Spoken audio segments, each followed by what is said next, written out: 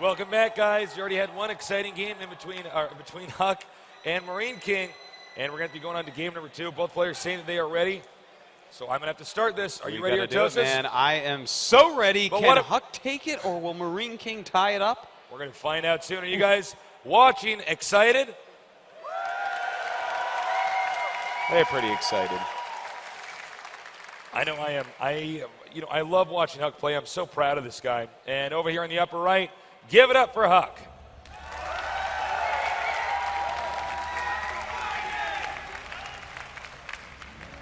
In the opposite location, the one-on-one map we have, in the bottom left, one of the fan favorites, make some noise for Marine King.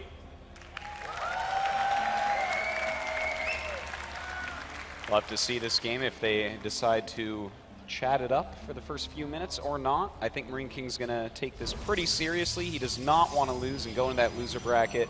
You know, if HUK wins, though, guaranteed a top 3 spot. Yeah. And that is pretty sexy. It's a good situation to be in, that's for sure.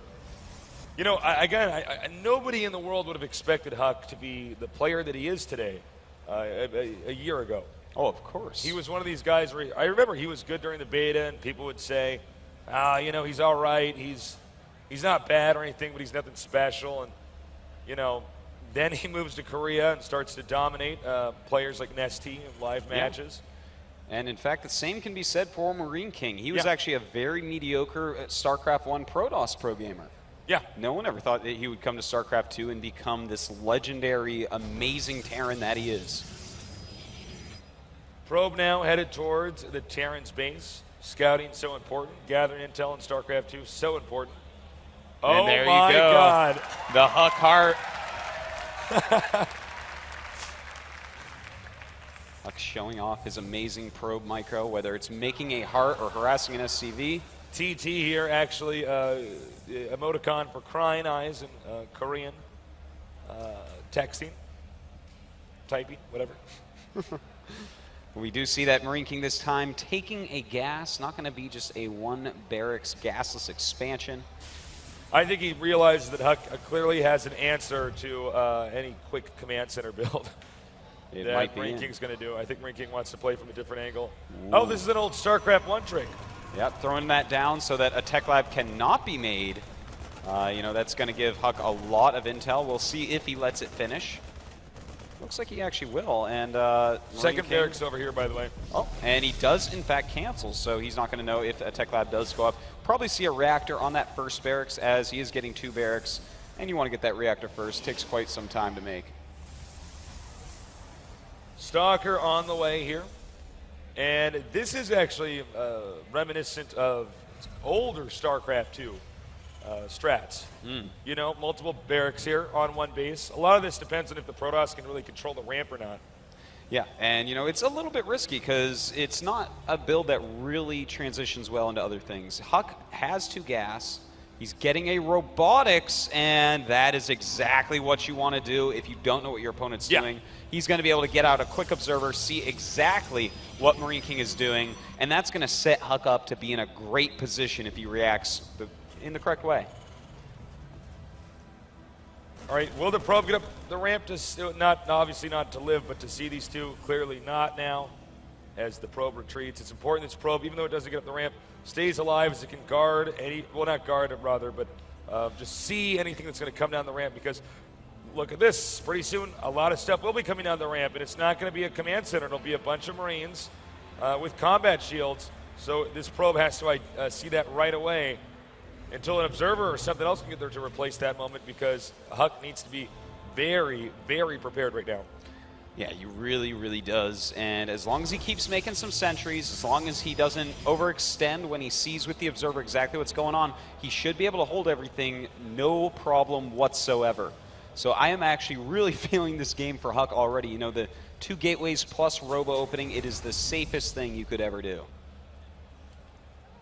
Probe, oh, very nice. Notice he only let this amount be revealed. Okay, so now he's going to go in and try to peek again. Will he miss it?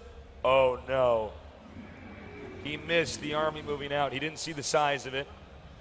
But he just canceled his Nexus. Yep, beautiful. HUK already knows what's going on. His observer flying by. Doesn't see the army, but he's going to be on man. top of his ramp. So. He'll know that something's coming at him. The size of it, he won't. In fact, he's making an immortal, some more stalkers. He has a couple sentries, and on those sentries, he already has 3 force fields ready.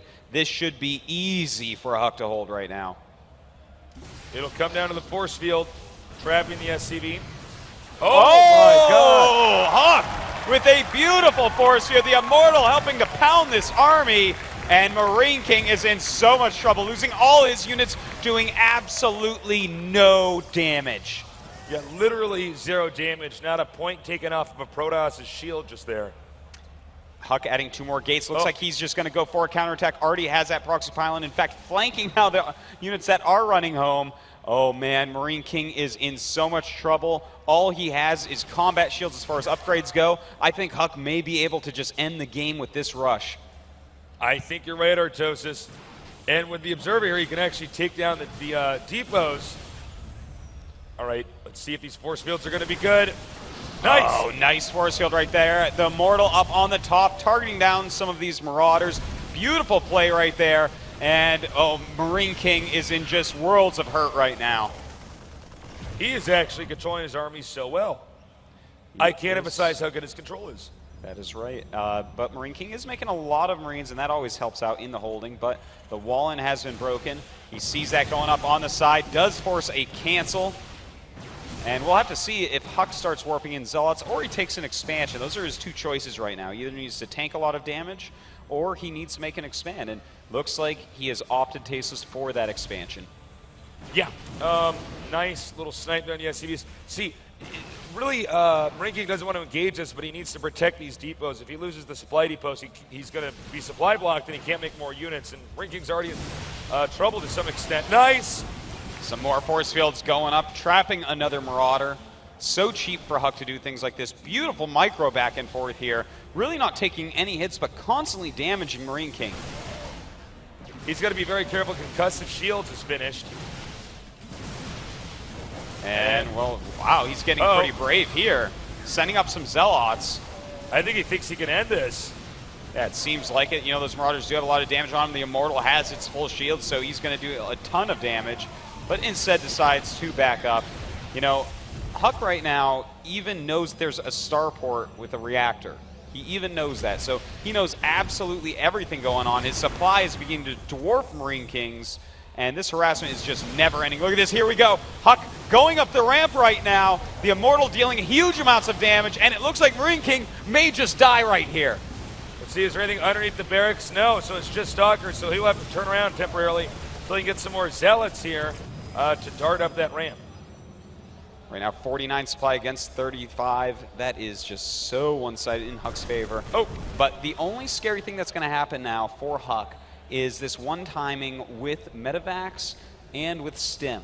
That's going to be pretty scary because he doesn't have a lot of splash damage, but with 4 gates and Immortals being pumped out, he should be able to hold it off.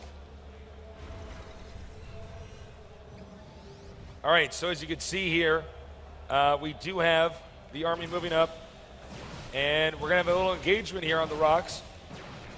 Well, it looks like EGHuk just getting some of these paths ready. We do have Marine King moving up the map right now, the Observer tracking his every movement. And this is, I mean, he should be prepared for this. This should not be a huge issue for EGHuk. Of course, it's always a little bit scary because you can micro so well if you're Marine King with all these units. Yeah, his micro is almost impeccable. Oh, getting the stock, the medevac here. And you can see right now Marine King's at somewhat of a loss. Yeah, he doesn't know what to do here, Tasteless. He does not have a lot going for him right now. No, he doesn't. You know, EGHuk has a ton of Zealots right now, plenty of Stalkers, an Immortal, another one coming out, some Sentries. Just everything's looking so good for him. Marine King just trying to figure out some way to come back. Stimming and running away. He can't do that. And here we go, some force fields going down. Not the best force fields ever, and in fact, Marine King going to kill off a few Zealots because of that, but not really doing enough damage yet to the army of EGHuk. You know, this game right now for Marine King is completely micro-based. He's not making another command center. He's not even making SCVs. He realizes that he has to go ahead and win with this army right here. Looks like we're going to have a small drop, but I think EGHuk already knows what's going on. But let's see, he could move around here. Uh-oh. Oh, if he loses that, that's going to be huge. But no, he in fact does not. Gets all those units out, picking off a few stalkers. But Huck's supply, man, 85 to 59. But it's only 27 probes to 16 SCVs. Sending 4 zealots into the main base to really make this difficult for Marine King right now. Wow, that is going to be such a pain. He has to micro that the entire time. That means his frontal army is not going to have as easy of a time. That's basically the nail in the coffin. Here comes what I believe will be the final battle here. Can Marine King do it? Can he control perfectly so well that he could win a situation that nobody should win? Well, we will see as a lot of Marauders left here doing some great kiting. The force field's working against Huck right now. And Marine King putting up an epic effort here, killing off a lot more units than I think almost any other Terran in the world would. All right, the Immortal's doing so much damage here, and only Marauders left, so it's just not mathematically possible for the Marauders to win anymore. The Immortal's basically made to destroy them, and no more SCVs here for Marine King. Wow. And that means we will be seeing GG. GG. Huck advances to the winner bracket finals at MLG Orlando. Oh my God. We have not even had a foreigner in the top 6. I know. Since the Koreans started coming over. What an exciting game. I have to say, Huck was so dominant in both games. He was just somebody who never for a second looked like he was going to lose. No. It was actually impressive. He just slammed Marine King, man. He did. That was completely one-sided. I can't wait till he gets out of the booth and everyone cheers for him. It's going to be just electric. So good. Look, I don't know how far Huck can go, but well, he's guaranteed top 3. He's not slowing down. That's down. pretty huge. He's going to be playing a Terran in the next round as well, as the other side of the bracket is 2 Terrans. So we've already seen his PVT is phenomenal. It is immaculate. And I know that all the other players in this tournament are thinking that right now as they say, well, I don't know, I got to get through Huck at some point in time if I'm going to win this, and that's not going to be easy. All right, guys, that does it for our little session here. We're going to be back very soon with more awesome StarCraft 2 action here at MLG.